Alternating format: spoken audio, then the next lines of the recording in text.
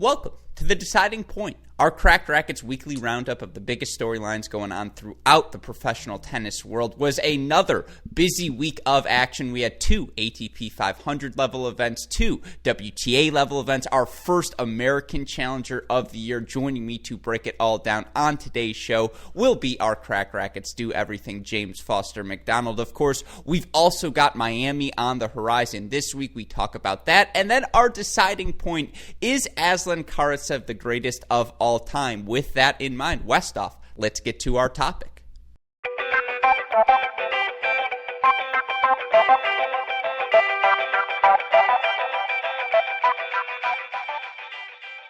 All right, Jamie, for our deciding point this week, I wanted to have a little fun, pose this question to you. Now, you look at one of, if not the biggest storyline on the ATP Tour thus far in 2021. You could make a legitimate case.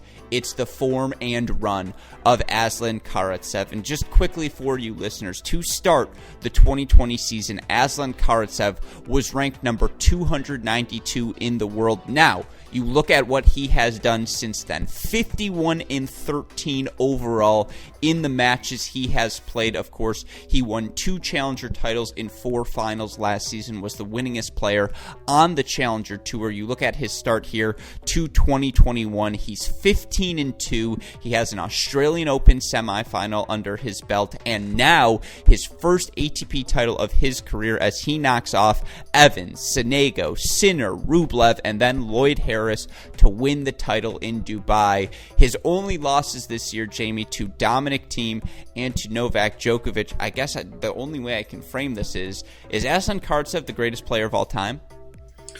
Well, saying that his prize money is still at like less than 1% of Djokovic, I don't know if I can go that far. But man, has he looked good, and man, has it been a ton of fun to watch, and especially that semifinal win over Rublev, just so impressive.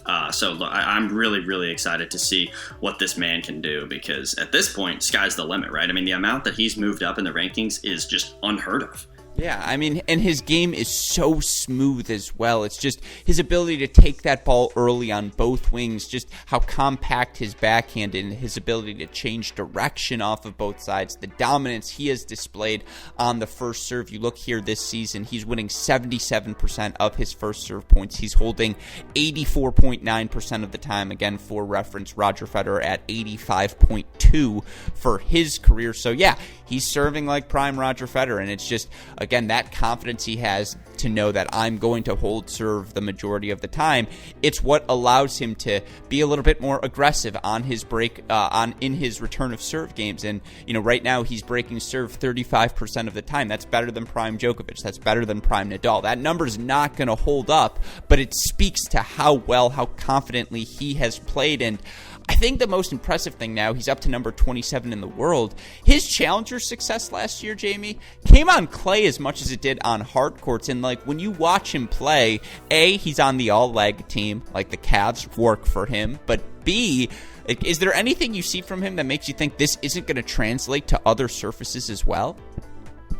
No, not necessarily. I mean, I think, look, every single player has a preference of surface, and they have to adjust their game accordingly. That is what it is. But, with him, when he does change directions, takes the ball early, and really steps into the ball, he can hit big enough to go through any surface. So that's not really the concern. I think this, to me, is a great sort of segue from Challenger into ATP to say, look at the confidence you can get from winning these things. Look what it can do for you on the tour. It's just, this is a great story for me, and I think hopefully this inspires a lot of people who are out there grinding in the Challenger Tour to be like, hey, this is what you can do. You build up your game, your confidence, your momentum here, and see how it can translate. See what you can do. Look at these runs that players like you can make. So that's really the most important part for me, and I think Karatsev has more than shown that he is capable to win. Now it's just doing it consistently, week to week to week, not just a few runs at the beginning. So I'm super pumped to see this guy play more, though. And to put a bow on the conversation to the point you were making there, Jamie, when have we seen someone like this, 27 years old, outside the top, not just 100, but outside the top 200, to make this sort of jump?